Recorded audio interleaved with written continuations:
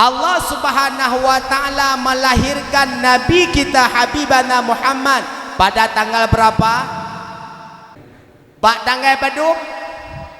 12 Rabiul itu ada hikmahnya. Kenapa Allah melahirkan Nabi Muhammad pada tanggal 12 Rabiul Awal, tidak tanggal 15 ataupun tidak tanggal 1 nggak mengatengan ataupun tanggal 10? Ternyata ada hikmahnya.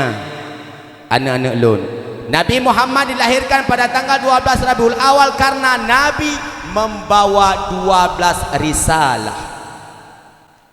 Dah 12 risalah tersebut, rukun iman ada berapa?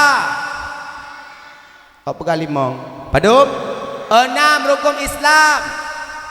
5 tambah 6 sama dengan 11. Lahir Nabi 2, tambah 4. Satu lagi yaitu rukun ihsan. Apa itu ihsan? Anta'budallaha ka'annahu yarak, fa illam yarak fa innahu yaraka. Engkau sembah akan Allah seakan-akan engkau melihat Allah.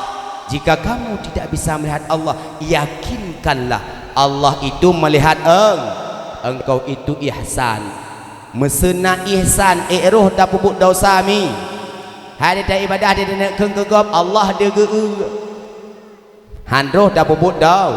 Yang ihsan yang ke yang jarang terjadi bak katanya manusia.